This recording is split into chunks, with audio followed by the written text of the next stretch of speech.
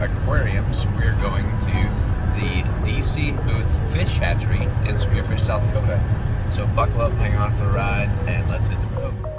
Located in Spearfish, South Dakota, the DC Booth National Historic Fish Hatchery is just about an hour and a half north of Mount Rushmore in the beautiful Black Hills. If you're ever in the area, it's well worth driving up to Spearfish, not only for the fish hatchery, but Spearfish Canyon, especially in the fall. You can see a video up in the upper corner. Check that out. Nestled in the Black Hills of South Dakota, the DC Booth Historic Fish Hatchery is one of approximately 70 fish hatcheries currently operating in the United States. It is also one of the oldest, being built in approximately 1899, and in 1905 was dedicated the DC Booth Fish Hatchery due to the operator, Mr. DC Booth. Prior to the fish hatchery opening, in 1871, it was deemed that due to recreation, overfishing, and industrialization, that there was a need to address the situation with the natural fisheries declining in the United States. The answer came in the form of Mr. Spencer Fullerton Baird, who was tasked with addressing this issue. And in 1871, the National Fisheries Congress was formed. Initially, the goal of the hatchery program was simply to provide fish for people to catch. However, these days, it is used for genetic research as well as the development and diversification of species. Now, entering the fish hatchery, you'll walk across the beautiful Spearfish Creek, which not only provides an excellent fishing opportunity for locals and tourists alike, but it is also the source water for the hatchery itself. Crossing the bridge, you'll see a couple holding ponds where some more adult and larger fish are held. These include a variety of trout to include rainbows and brown trout. They also provide some species of cutthroat trout depending on the year.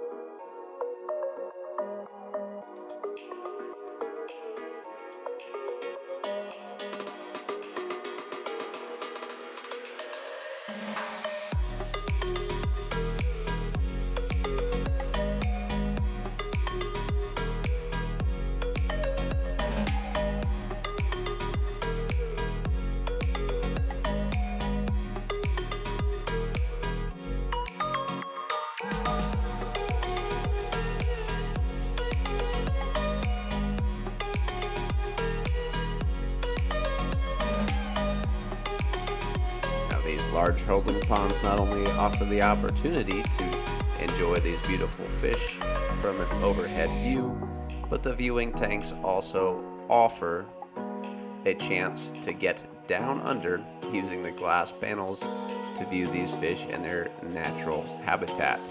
Now, unfortunately, due to some heavy rains in the area, the water was quite murky. However, you can still get a nice view of the fish as they approach the viewing area. Walking downstairs into the viewing area, you not only get a nice view of the various fish that are held within the holding ponds, but there are some digital tours and some audio that plays, so you can learn a little bit about the history of the hatchery itself while you take in the views.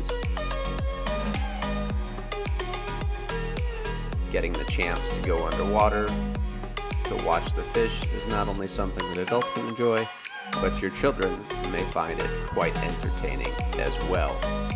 The hatchery also offers the opportunity to feed the fish, which can keep your kids busy for quite some time.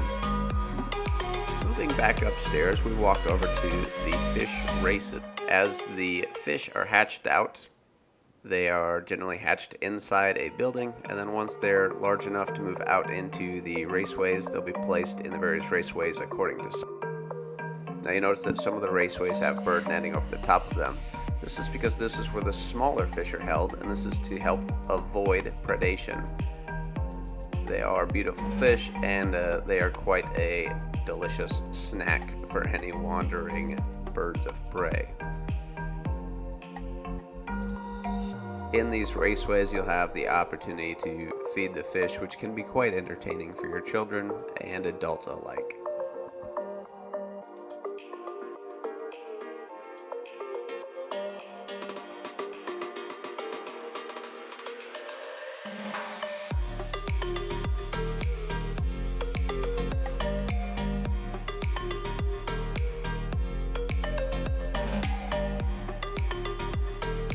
Fish are sorted in each raceway by size. Generally, the fish are hatched indoors and then moved to the raceways as they become large enough to do so. You can see some of the moderately sized fish here. These trout are approximately 10 to 12 inches, and once they get larger, anything that's not stocked into the lakes and streams is moved over to the adult holding pond.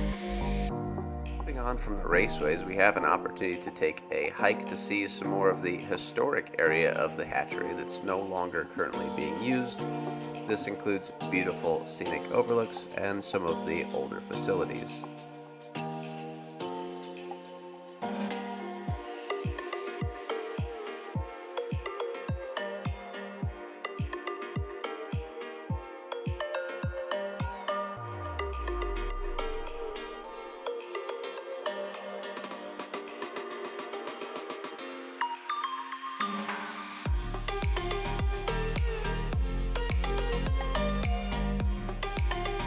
Located in the Black Hills, Spearfish and the DC Booth Fish Hatchery are naturally beautiful and offer an excellent variety of sights to take in.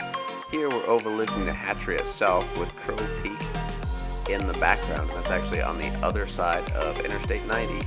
So if you're just passing through, it's just a quick skip off the side of the road to check out this beautiful and awesome historic area.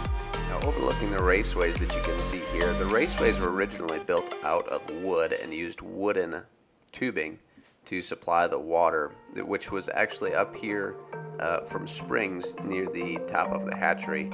However, these days the water is diverted from Spearfish Creek, run through the hatchery, and then returned to the creek. Up here we have the mort pit. Now, back in the day, running a fish hatchery, obviously you don't want disease to run rampant because that cuts into your progress. So the mort pit is where the hatchery staff would take any diseased or dead fish. They'd cover them in lime and bury them. This is no longer active, as these days we have a bit more modern ways of treating diseased fish as well as disposing of them. While it is super cool to see the historic buildings as well as the modern buildings on site, there are a couple small hiking trails, and I recommend you take the chance to enjoy the sights that nature has to offer in the area. This is kind of a little bit of a teaser for what the rest of Spearfish Canyon contains.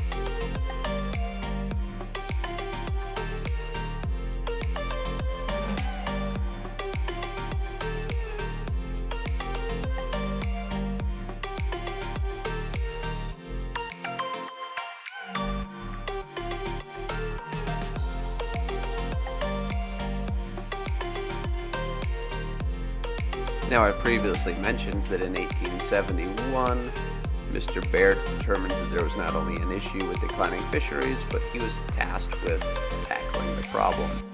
His answer was to set up a hatchery system, and in order to set up a hatchery system, you need initial broodstock. This boat here was actually used in Yellowstone. What would happen is folks would go over, catch the fish, then they'd bring the fish back over to Spearfish to operate the hatchery.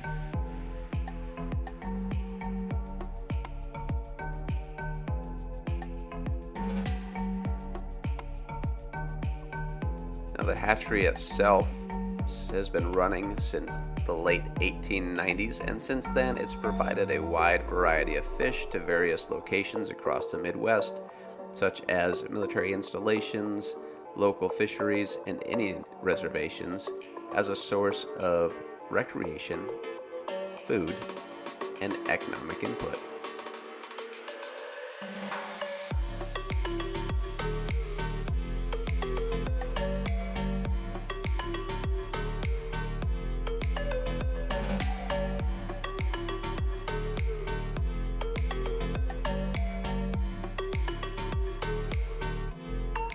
Back in the 1800s, it was a little bit tough, not only catching the fish to set up your hatchery, but once you caught the fish and hatched the fish out, you had to move them. Now, back then, their answer was to move them by rail, as most commerce did. This is a replica of a rail car, and we'll take a quick look inside. Now, the rail car was typically manned by a captain, a cook, and several messengers that were charged with taking care of the fish.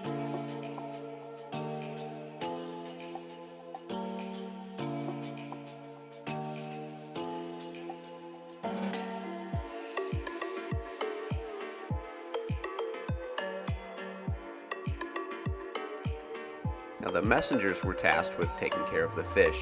The fish were placed in these 10-gallon milk cans, which were surrounded with ice.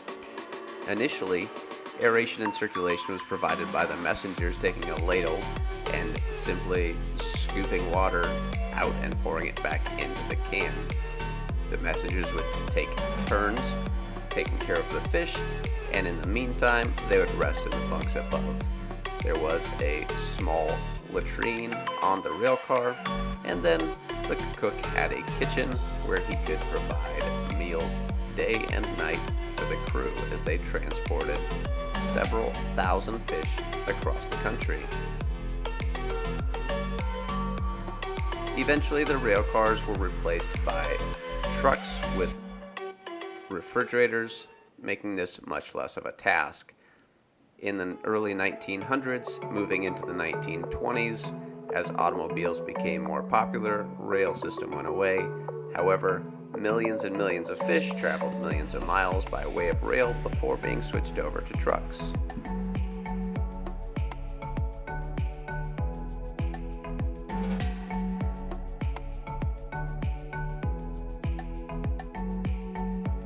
Located on the property at the D.C. Booth Historic Fish Hatchery, there's a gift shop, a museum, and several other historic outbuildings. Here, we're taking a walk up to the D.C. Booth residence itself, which has been not only maintained, but restored with true-to-the-era furniture.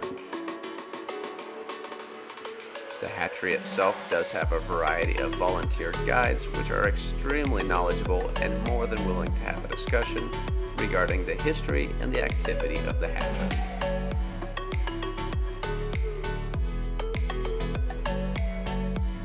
Now, being a federal-run program, there isn't always necessarily a lot of monetary funding, so a lot of what happens at the hatchery is funded by donations by generous folks in the community as well as folks passing through. This money is used not only for upkeep but upgrades as they continue to maintain and improve the hatchery.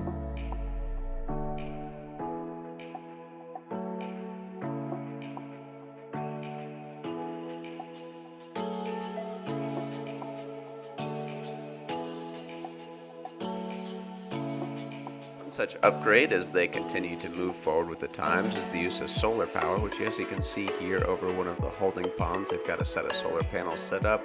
This is to reduce the running costs as well as the footprint as they continue to run the hatchery in an attempt to improve the environment in the area. The hatchery itself is open 365 days, while some of the exhibits may only be open during the summer season. However, it is completely free to attend, and I would encourage anybody that might be in the area to stop on by and check it out. You won't regret it. Thanks for stopping by. I hope you appreciated this tour of the DC Booth Historic Fish Hatchery in Spearfish, South Dakota. We'll see you next time.